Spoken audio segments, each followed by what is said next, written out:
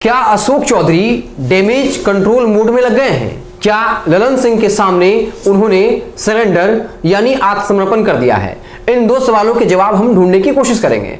आपको बता दें कि जब राष्ट्रीय कमेटी का गठन हुआ, लगातार ये खबरें चलने लगी कि अशोक चौधरी का कद छोटा कर दिया गया। झारखंड में प्रभारी रहते हुए अशोक चौधरी को राष्ट्रीय कमेटी का हिस्सा नहीं बनाया गया।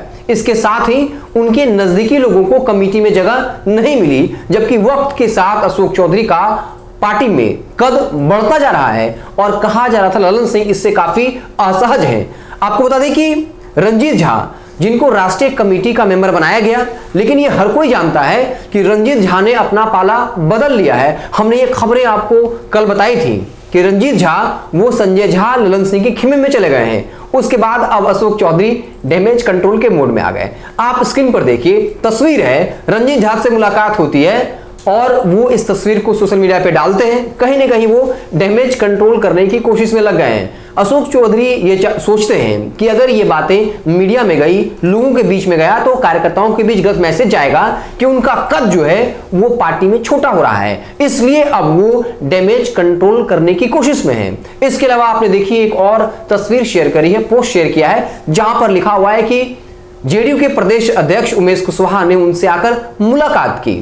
तो ये खबरें जो है वो बता रही हैं कि अशोक चौधरी अब पूरे तरीके से डैमेज कंट्रोल में लग गए हैं। लेकिन कुछ सवाल हैं और काफी महत्वपूर्ण सवाल हैं। सवाल ये है कि रंजीत झा जो कभी आपके काफी नजदीकी थे, अब वो संजय झा और ललन सिंह के खेमे में क्यों चले गए? इसके अलावा मनोज उपाध्याय जो अशोक चौधरी के ग्रुप के माने जाते हैं, उनके नजदीकी माने जाते हैं, उनको राष्ट्रीय कमेटी में शामिल क्यों नहीं किया गया? इसके अलावा कुछ नामों की चर्चा थी जो अशोक चौधरी के नजदीकी हैं कि उनको राष्ट्रीय कमेटी या प्रदेश कमेटी में शामिल किया जाएगा, जिसमें राजेश तिवारी, मनोज उपाध्याय, उदय शर्मा, विनोद यादव, जितेंद्र मिश्रा जैसे 20 जो लोगों के नाम थे, लेकिन किसी को भी राष्ट्रीय कमेटी में जगह नहीं मिला।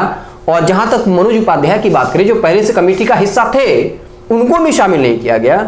और उससे भी बड़ी बात, अशोक चौधरी जेडीयू कितने कद्दावर नेता, नीतीश कुमार के बगल में आपको दिख जाएंगे, तस्वीरों में दिख जाएंगे, नीतीश कुमार बात करते हुए दिखेंगे। और ये लगातार मीडिया में चल रही थी। हर कोई ये सोच रहा था, हर किसी के दिमाग में ये आ रहा था कि अशोक चौधरी का पार्टी में कद काफी बढ़ रहा है, नीतीश कुमार के साथ उनकी नजदीकी काफी बढ़ रही है। और ललन सिंह को ये कभी अच्छा नहीं लगता। जिसने भी नीतीश कुमार के नजदीक जाने की कोशिश की, उसके पर को उतर दिया गया। और हम ये बात हवाई नहीं कह रहे।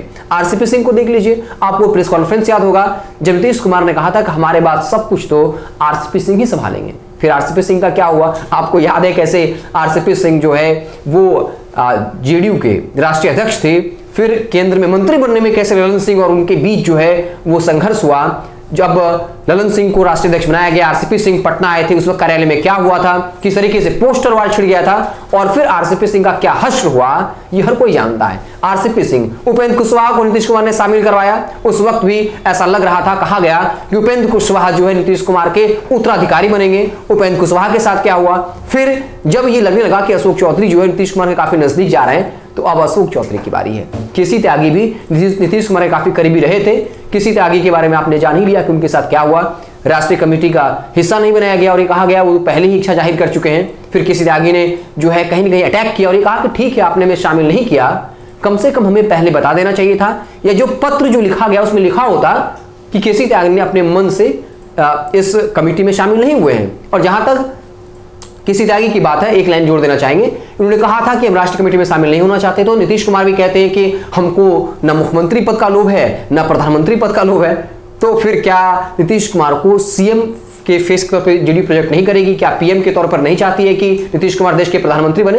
तो कहने और करने में फर्क होता है। तो हम इस खबर को अशोक चौधरी पर केंद्रित रखते हैं।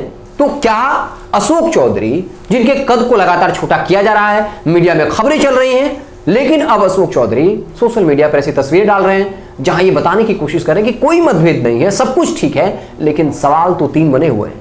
फिर से पहला सवाल, रंजीत झा जिनको कमेटी में जगह मिली, पहले आपके खेमे के थे, अब वो संजय झा, ललन सिंह खेमे में कैसे चले गए?